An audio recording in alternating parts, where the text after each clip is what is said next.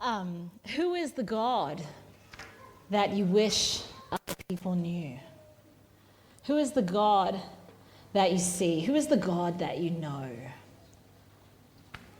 And have you gotten to know a different God over the years, or is God the same as he was when you were a kid? You know?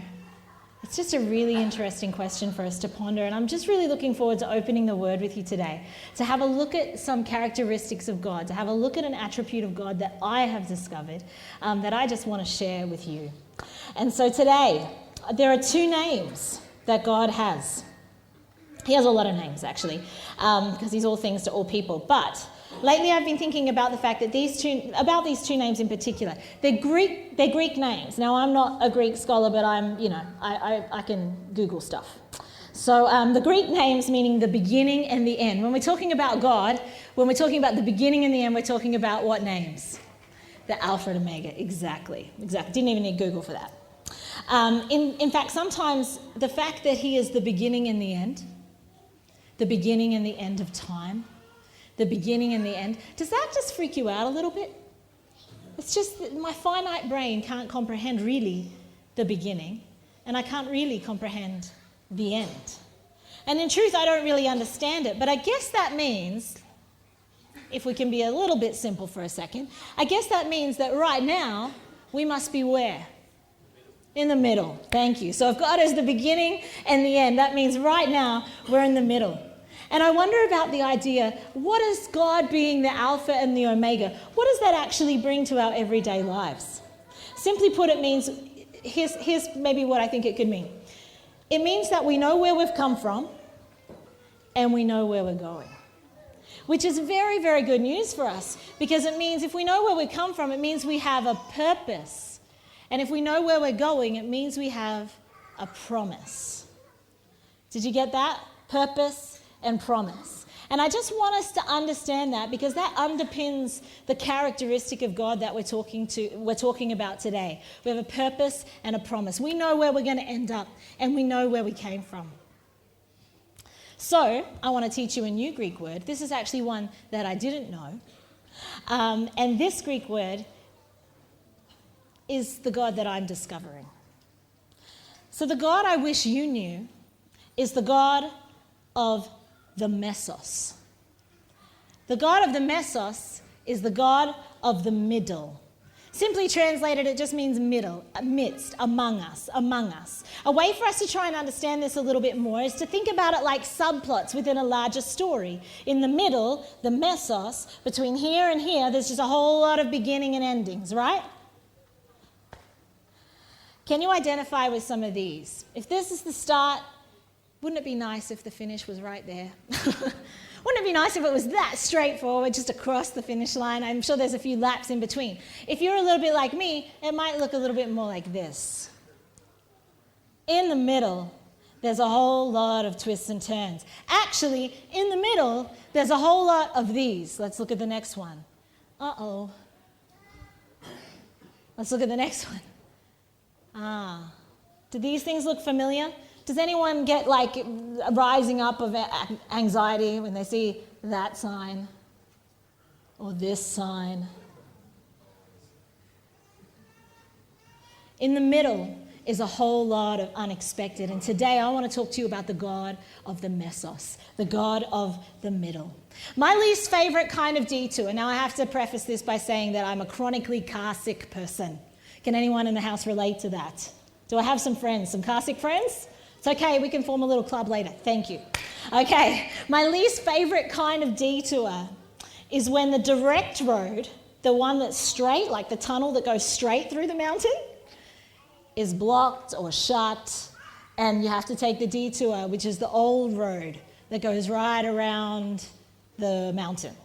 The one that made me think of was when we were a kid, my auntie lived in Taree. I grew up in Albury. We used to have to drive from Albury to Taree. In between Albury and Taree is the Bulladilla Ranges. Did I say it right? And as a kid, I used to just have dread and anxiety when we were going to drive through. You know, when you drive through there now, it's just like a straight road.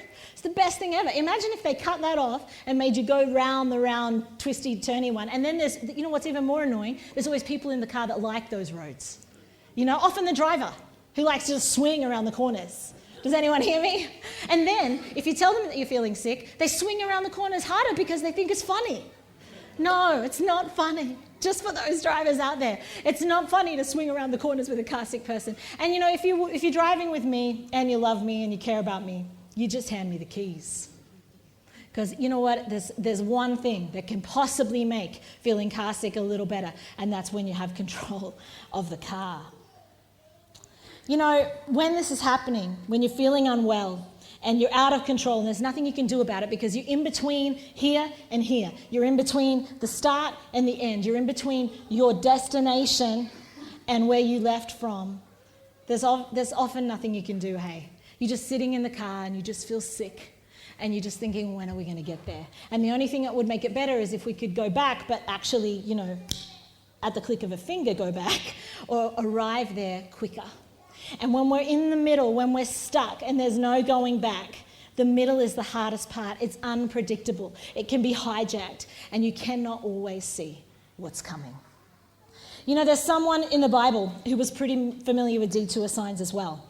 They were often found in the middle of the story. He was a pretty intense guy, a significant guy who wrote majority of the books in the New Testament. His name was Paul. That's right. And he had quite the journey. Paul was a convert to Christianity. You know the photo that showed all the twisty-turny kind of track? That was kind of like Paul's journey. And at one point, he was the biggest hater of Christians. It seemed like he went from one extreme to the next. He was a hater of Christians, then he became the most hard-out follower of Jesus Christ that you could imagine. But when he found the Lord, he gave his entire life to tell the world about him.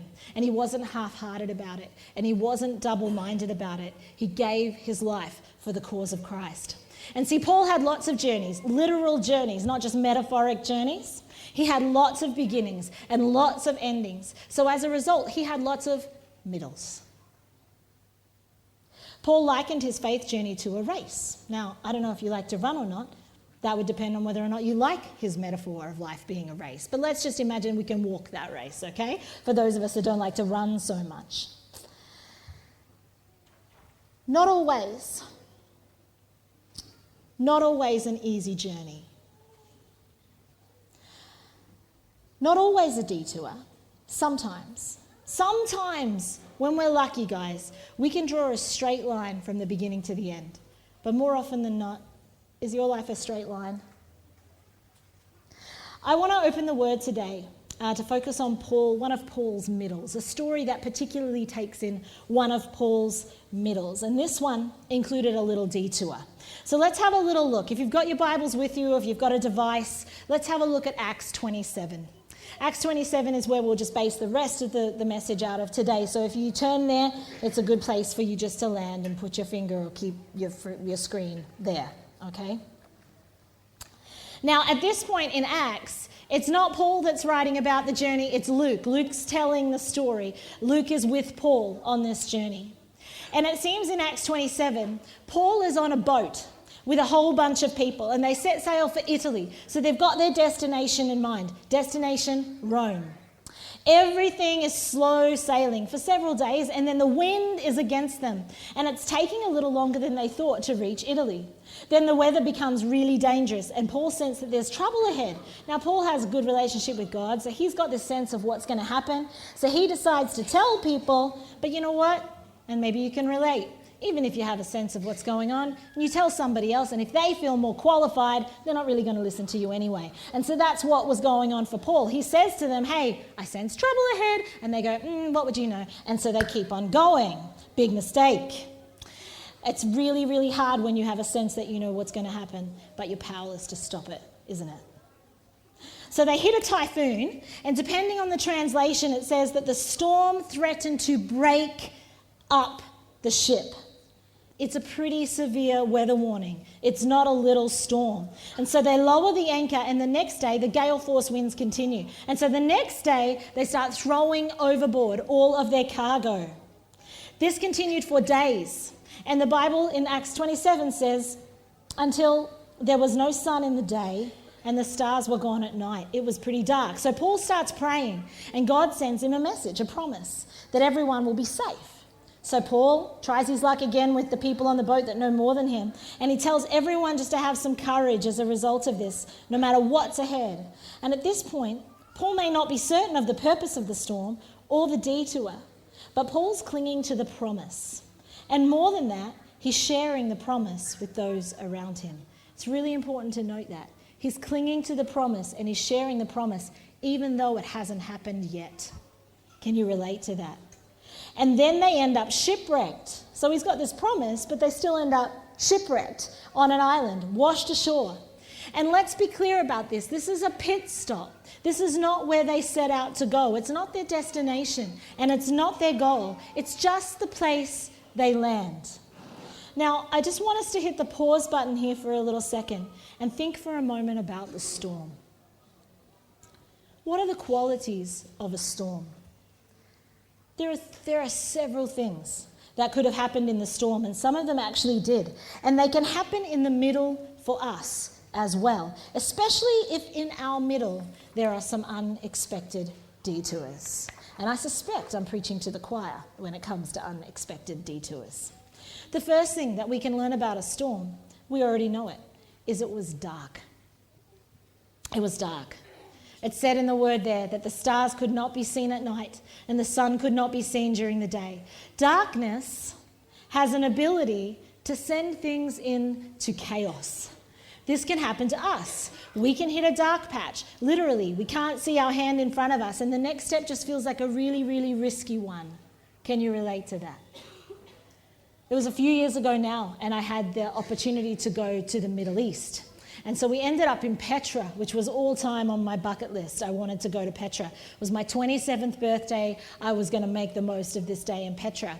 And the last thing we decided to do in the day, one of the last hikes, is to climb up to the high place, which is where they used to do all sorts of sacrifices. And it was a hard climb. Really, it was a hard climb. I mean, I'm not like a fitness guru or anything, and I certainly wasn't then. It was a laborious climb. And the only thing that made it better for me is that I had someone behind me that was 60 plus years old, and I was not going to let them beat me. And he kept cracking jokes the whole way. So that actually entertained me. So I'm climbing up, but you've got to understand, when you're climbing up to the high place in Petra, there's a cliff side, like there's rock faces on this side of you, and then there's just a drop on this side of you. And so you're just curling around, drop on this side, rock on this side, and you finally get there and you think you're going to die, and then the sun starts to set, and it's beautiful. And we decided it was Friday night, we would just have worship up there, and we did, but we weren't very smart because the sun sets, and that means it's dark, and it's not like Petra has street lighting. So when we were making our way back down, in the dark. Now, this was in the time of Generation 1 iPhones. The flashlights weren't very good, and that's all we had. And so we're making our way back down from the high place, literally the cliff side on this, like the drop on this side and the rock on this side.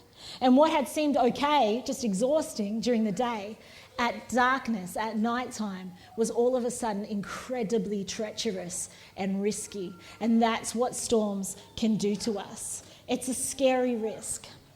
Muddling our way in the dark, especially the kind of dark that's created by a storm, where darkness replaces what would normally be light, we lose our sense of orientation. We lose our sense of security. Our compass gets all messed up, and often all we're left with is our memory of what it's like in the daylight. What we know is there. We know that there's a cliff on this side, and we know that there's a rock on this side. So we have to what? We have to trust our memory of what we saw in the light, and we have to hold on tight to the side of the rock. Are you with me? We have to trust our memory and stay close to the rock. We move by feel, and we're a little bit more tentative. We're not going quite so fast. Think about it like at night when you get up and you need to go to the bathroom. And you don't turn on the lights, hey? Because you can find your way to the bathroom. It's your house. You've been there. So you just find your way by memory because, that's what happens in the dark. Paul trusted what he knew. He came back to this God and he prayed. And he gave him a renewed promise that everyone on the ship would be okay. In the storm, here's what we need to do. we need to come back to what we know. We know he is the beginning. We know he is the end. We know where we're headed. We've got our purpose and we've got our promise, and we can't see. So in the middle, we have to hold tight to what we have seen, to what we do know, to the promise that is given to us for our future.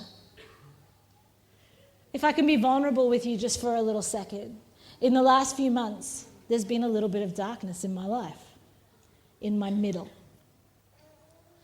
And I haven't been able to see. I really haven't. I'm walking blind. I'm going by feel. And I'm trying to hold on to the things that I've witnessed when I've seen it in the light, and it's not easy. So I can tell you this principle and we can hold on to that, but in no way am I going to say that it's easy. But here's what God will do. He'll do for me what he did for Paul, and he'll do it for you too. In the darkness, he'll give me a promise, and he'll speak into that area of my life. And I'm holding on to it with all of my might, and it's like a treasure. And maybe there's someone in this room that needs this promise today. So I'm going to share it with you. Here it is. Isaiah 45:33 says, I will give you the treasures of darkness and hidden wealth of secret places, so that you may know that it is I, the Lord, the God of Israel, who calls you by your name. See, God's going to make my darkness a treasure, and I'm going to know it's him. And I'm not going to think for a second that it was my own power that got me anywhere. Another thing about storms, and you'll know this too, is that they're powerful. Actually, sometimes they're overpowering and you feel small.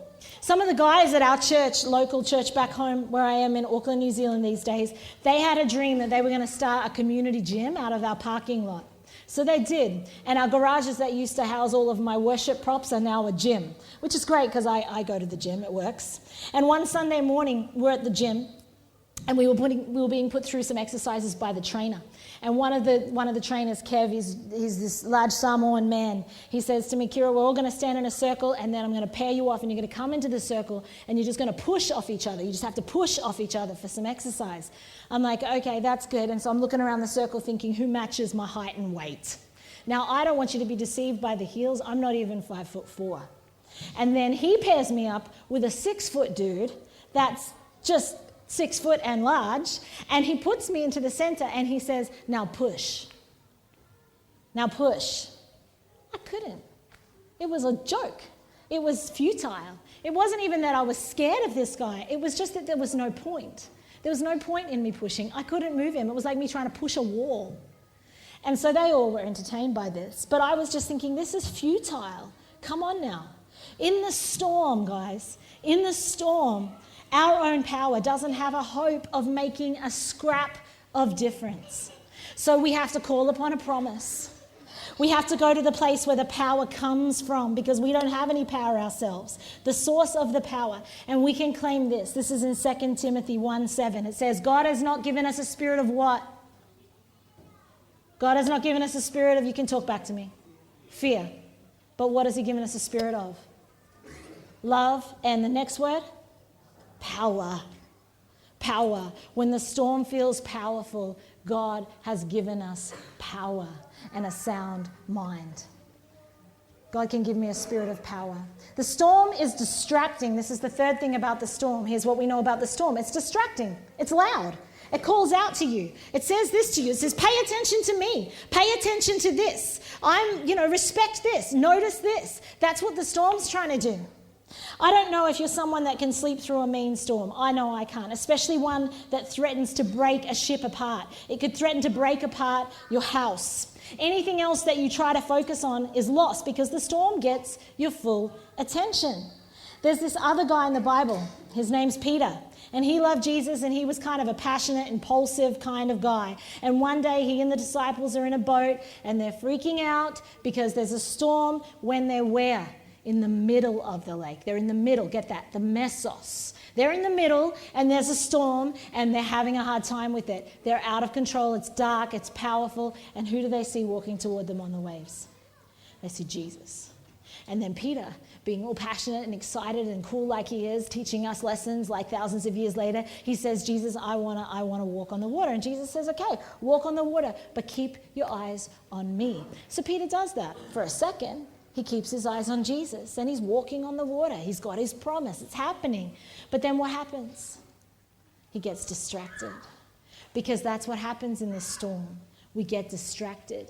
The waves distract us. They get our attention. They cry out to us. And all of a sudden, there's Jesus that's in front of us. I drop my eyes. We can set out to walk towards Jesus. We can go for it. But the storm hits and we get distracted. And you know what? Paul has a verse for this as well. It's found in Philippians. It says, I press on to reach the end of the race and receive the heavenly prize for which God, through Jesus, is calling us. You hold on. You hold on to the purpose and the promise. And I think it's safe to assume that in this room today, there are some storms.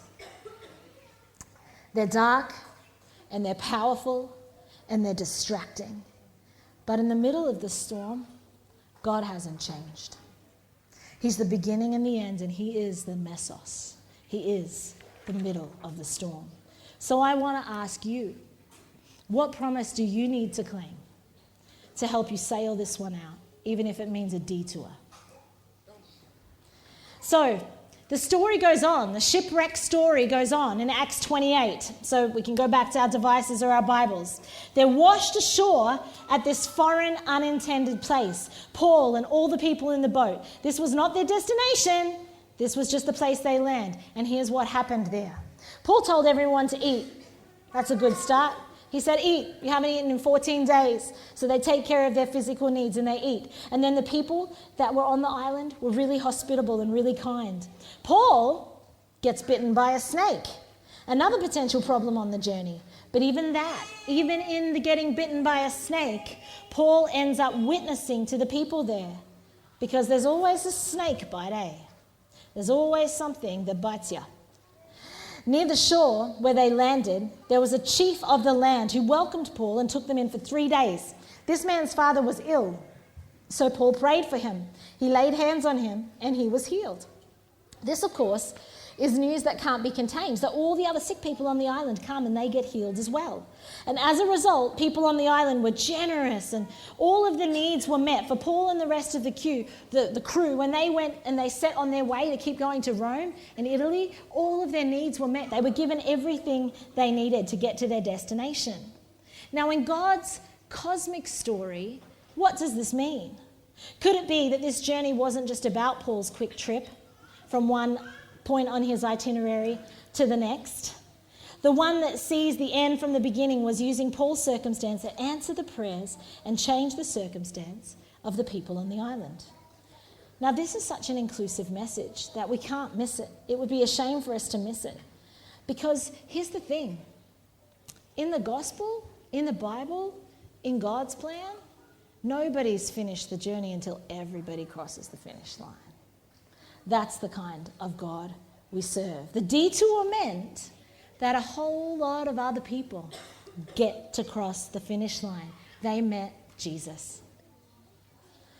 This is really, really important, especially for us, especially for Christians.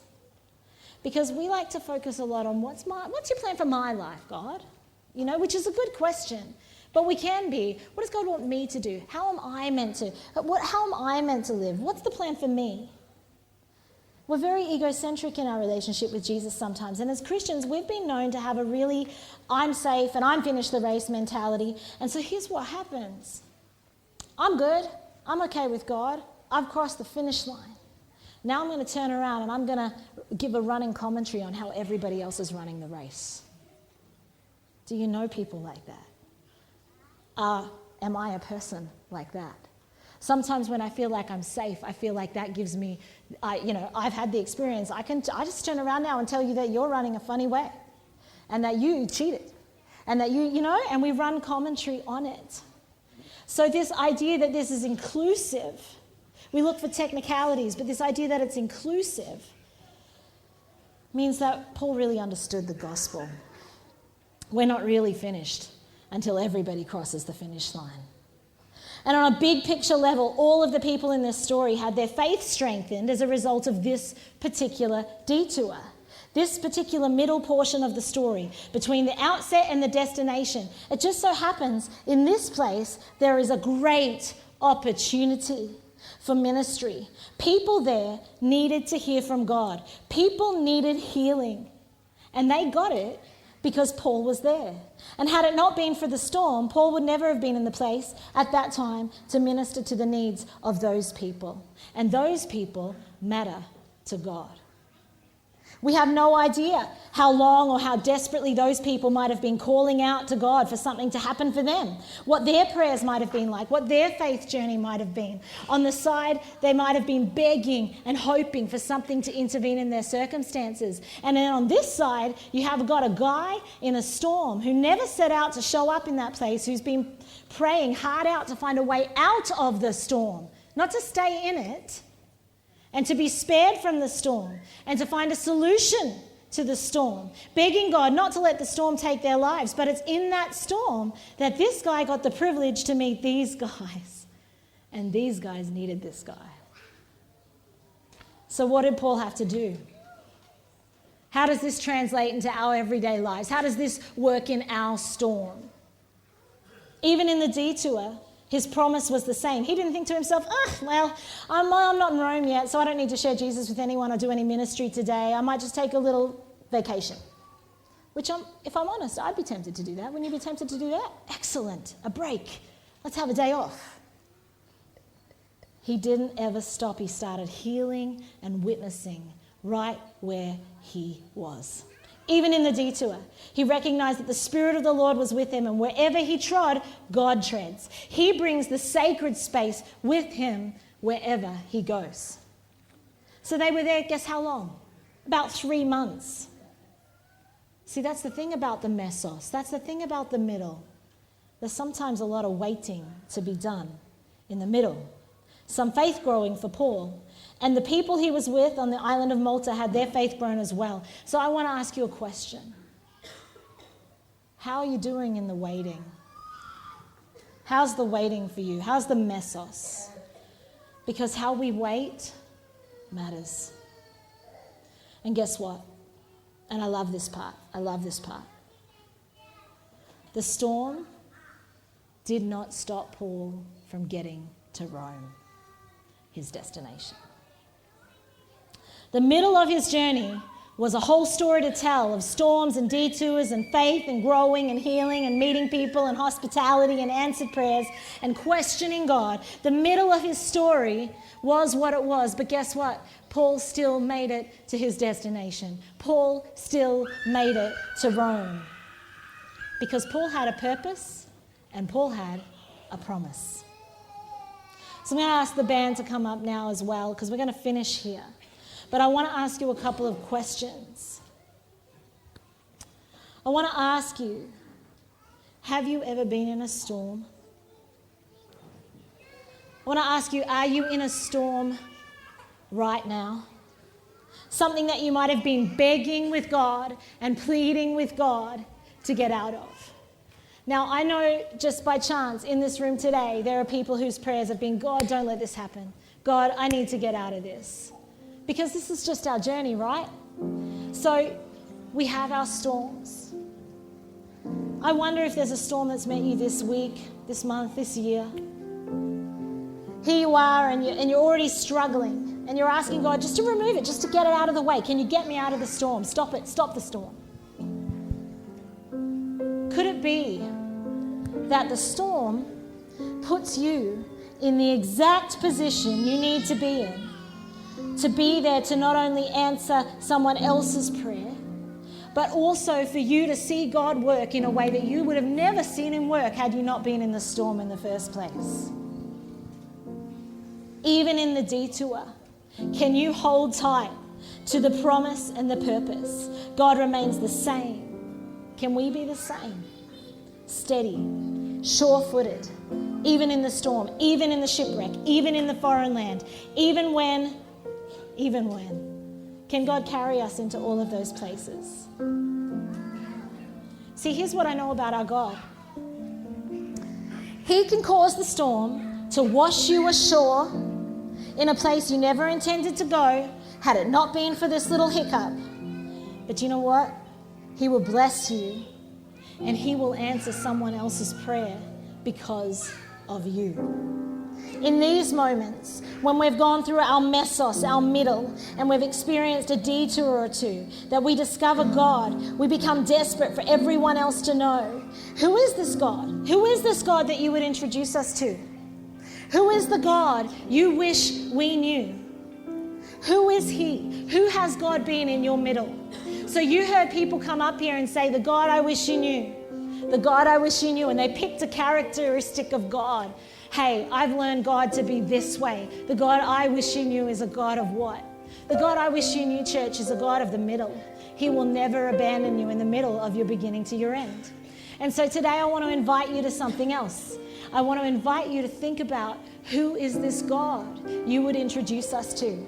And today I'm going to ask you to do the same thing that you saw was done up the front here just before I started speaking. And I believe that there's some deacons or some attendants that have paper and pens.